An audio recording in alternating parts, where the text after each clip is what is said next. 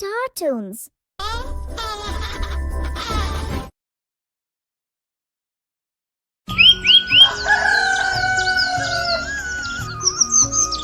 सूरजपुर गांव में एक भोलू पानीपुरी वाला रहता था। भोलू की पानीपुरी का स्वाद ऐसा था कि लोग दूर दूर से खिंचे चले आते। गांव के बीचों बीच पेड़ के नीचे भोलू अपनी पानीपुरी के रेहड़ी लगाता था। उसकी उंगलियां जादू की तरह चलती।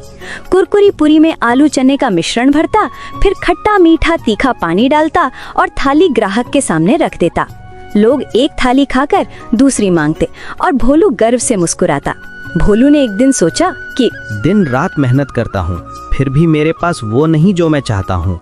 अगर मैं और पैसा कमा लूँ तो बड़ा बंगला बनाऊंगा, चमचमाती गाड़ी खरीदूंगा और सूरजपुर का सबसे बड़ा आदमी बन जाऊंगा। भोलू का लालच उसे चैन नहीं लेने देता था। उसने अपने ग्राहकों को ठगने की योजनाएं बनानी शुरू कर दी। एक दिन भोलू को लगा कि उसकी पानीपुरी का स्वाद इतना लाजवाब है कि लोग इसे किसी भी कीमत पर खाएंगे। उसने पानीपुरी की कीमत 10 रुपए से बढ़ाकर 15 रुपए कर दी। ग्राहकों को ये थोड़ा अखरा, लेकिन स्वाद के आगे वे चुप रहे। कुछ हफ्तों बाद भोलू ने फिर दाम बढ़ा दिए, 15 से 20 रुपए। अब गांव में खुसर पुसर शुरू हो गई। अरे भोलू भैया, ये क्या हर हफ्ते दाम बढ़ा रहे हो? ऐसा तो नहीं चलेगा। चाचा क्या करूं, आलू महंगा हो गया, चना महंगा हो गया, मसाले तो आसमान छू रहे हैं। मजबूरी है चाचा। रमेश चाचा चुप हो गए, लेकिन उनके मन में शक पैदा हो गया। भोलू ने तो बाजार में मसालों की कीमत तक नहीं देखी थी।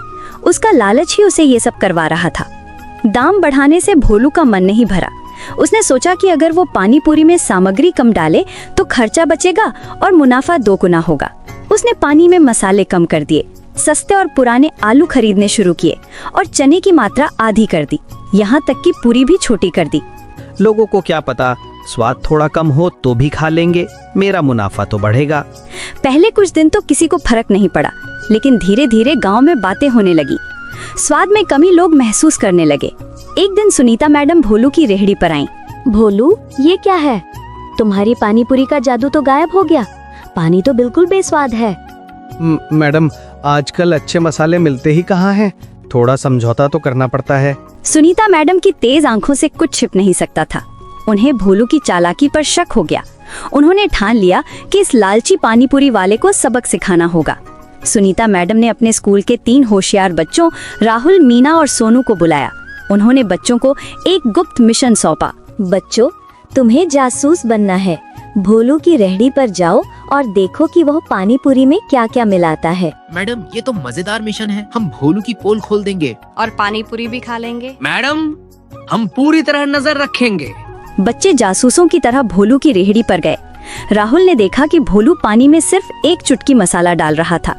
मीना ने गौर किया कि आलू चने का मिश्रण पतला था, चने गिनती के थे। और सोनू ने तो भोलू को पुराने सड़े हुए आलू छीलते हुए देख लिया। देखो, भोलू तो सड़े आलू इस्तेमाल कर रहा है।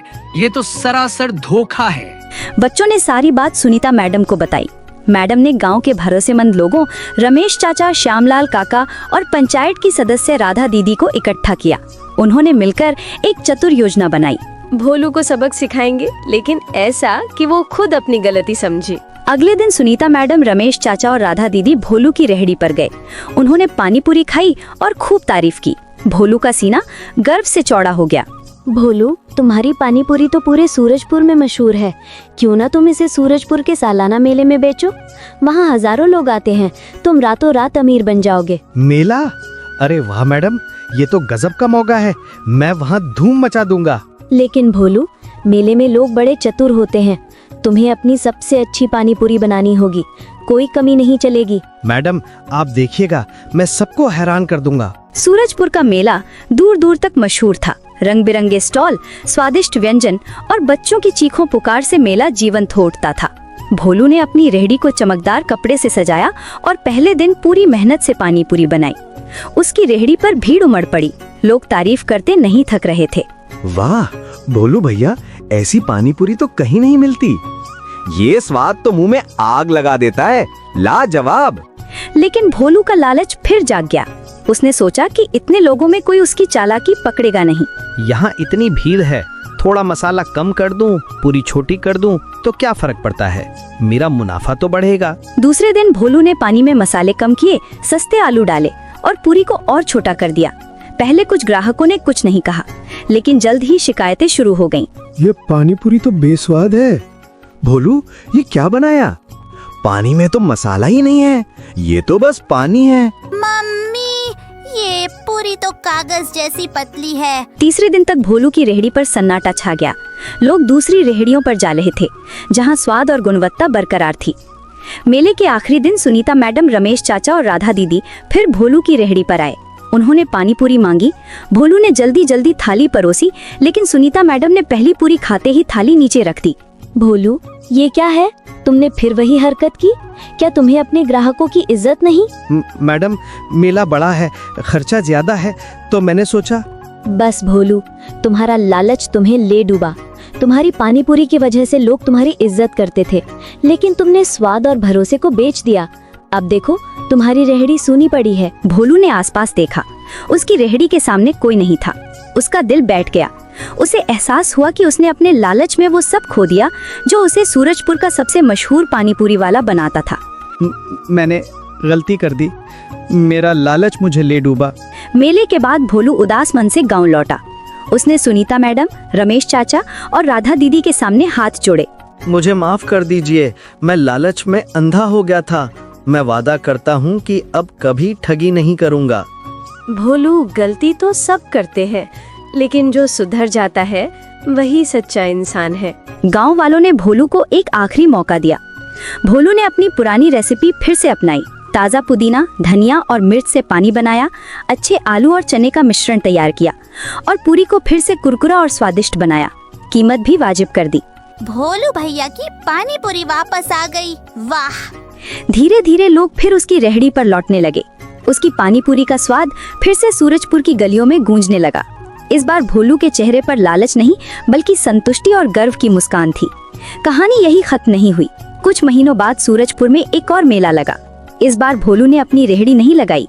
इसके बजाय उसने सुनीता मैडम के साथ मिलकर गांव के बच्चों को पानी पूरी बनाने की कला सिखाने का फैसला किया। बच्चों, मेहनत और ईमानदारी से बनाई गई चीज का स्वाद ही अलग होता है।